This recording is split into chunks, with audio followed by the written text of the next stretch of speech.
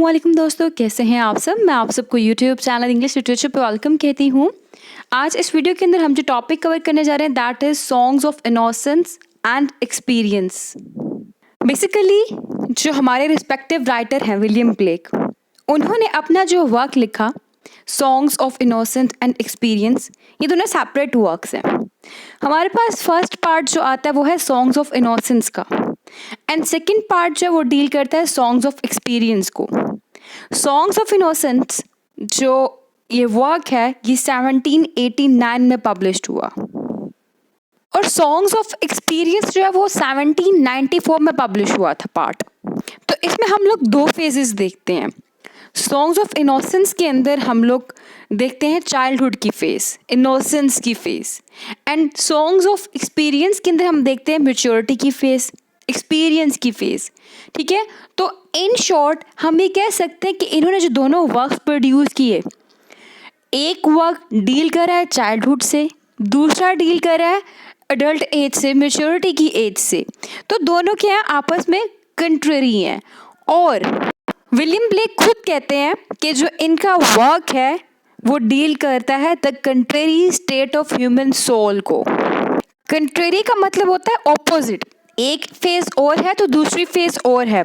ये अपने first state के अंदर, यानी कि जो चाइल्डहुड के स्टेट के बारे में बात कर रहे हैं, तो उसमें क्या बताते हैं, ये उसमें प्योर स्टेटमेंट्स का जिक्र करते हैं। बताते हैं कि जो चाइल्डहुड है वो पीरियड है इनोसेंस का, पीरियड है पिटी का। ये हर तरह की सोसाइटी के अफेयर्स से फ्री होता है, इसमें कोई भी सोसाइटी के अफेयर्स नहीं होते। जो ह्यूमन बीइंग होता है ना वो सस्पेक्टेबल, वो लीस्ट सस्पेक्टेबल होता है टू करप्शन, यानी कि बहुत कम करप्शन करता है।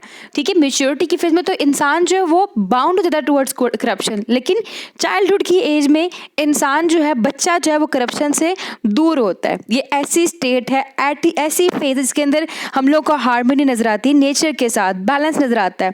और इनके जो वर्क्स होंगे उनमें हम लोग को इसमें कोई भी आयरनी, कोई भी सटायर नहीं नजर आएगा।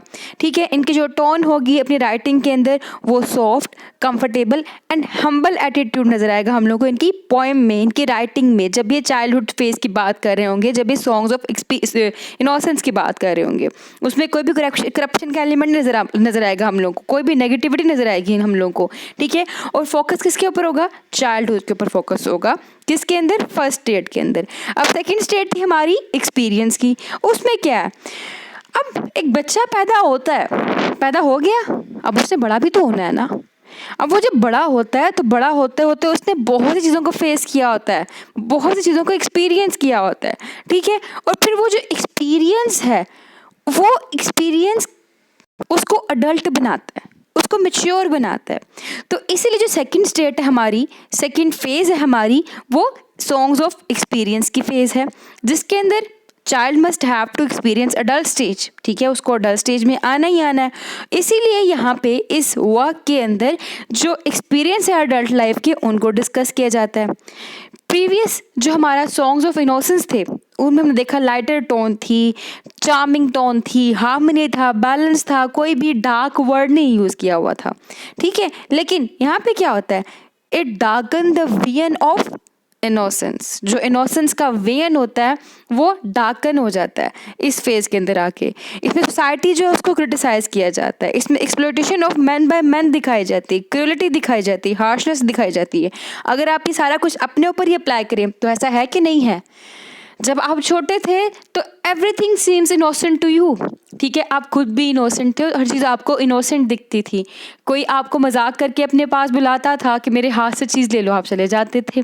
ठीक है, तो मतलब चाइल्डहुड की फेज जो थी वो पूरी की पूरी इनोसेंट से भरी हुई थी। लेकिन when you become an adult, जब आप अडल्ट हो गए, आप एक्सपीरियंस की फेज में आगे, कोई इनोसेंस का एलिमेंट बाकी नहीं रहा। ठीक है, आप मैच्योर हो गए, इवन के अब आपको सोसाइटी के अंदर क्या हो रहा है वो सब कुछ समझ आने लग पड़ा। जब आप बच्चे थे आप किसी भी करप्शन को अंडरस्टैंड नहीं कर पाते थे, अब आप बड़े तो आपको पता है यहाँ पे करप्शन हो रही है, यहाँ पे सोसाइटी जो हिपोक्रेट है, सोसाइटी जो पर्सन को एक्सप्लॉयट कर रही है, एक आदमी दूसरे आदमी से फ़ायदा उठाता है। क्लियर, तो ये सारी बातें डिस्कस की गई हैं इस book songs of innocence and songs of experience के अंदर। और अगर हम कुछ एग्जाम्पल देखें तो हमारे पोइट ने वर्क लिखा द लैम्प, जिसमें उसने इनोसेंस पॉइंट दिखाया है, ठीक है, स्वीटनेस दिखाई है। उसके कंट्रेरी हमारे पास सॉन्ग ऑफ एक्सपीरियंस है, द टाइगर, ठीक है। फिर यहाँ पे द लिटिल बॉय लॉस्ट, वहाँ पे लिटिल बॉय लॉस्ट। यहाँ पे द डिवाइन इमेज, वहाँ पे अ डिवाइन इमेज। यानी कि सॉन्ग्स ऑफ इनोसेंस में भी वही टाइटल से नेम है, सॉन्ग ऑफ एक्सपीरियंस से भी वही टाइटल में मेन नेम है, ठीक है। लेकिन स्लाइटली दोनों का डिफरेंस है, जैसे कि दा लगा दिया वहाँ पे आ लगा दिया, दा लगा दिया आ लगा दिया, ठीक है। थोड़ा बहुत डिफरेंस वहाँ पे होगा, ठीक है। डिफरेंस जस्ट नेम का है, लेकिन अंदर आइडिया टोटली चेंज हो जाएगा। जैसे द डिवाइन इमेज में हम इनोसेंस देखेंगे, ठीक है, और प्योरिटी देखेंगे, लाइक रिचनेस देखेंगे, ब्यूटी की, आइडियाज़ की, ठीक है, हर चीज़ प्योर होगी। वहाँ पे आर डिवाइन इमेज के अंदर हर चीज़ करप्ट हो जाएगी। क्लियर? तो ये था बेसिक डिफरेंस, और ये पेपर में अक्सर क्वेश्चन पूछा जाता है कि songs of innocence and experience के अंदर क्या डिफरेंस है, डिस्कस करें। तो आई होप कि आपको क्लियर हो चुका होगा। नेक्स्ट वीडियो में हम इंशाल्लाह ताला विलियम ब्लेक की पॉइंट्स को कवर करेंगे। दुआ में खास याद रखिएगा। Thank you for watching this video, stay tune with us. Video पसंद आई तो हमारे वीडियो को लाइक भी करिएगा, हमारे चैनल को सब्सक्राइब करना मत भूलिएगा। अल्लाह हाफिज़।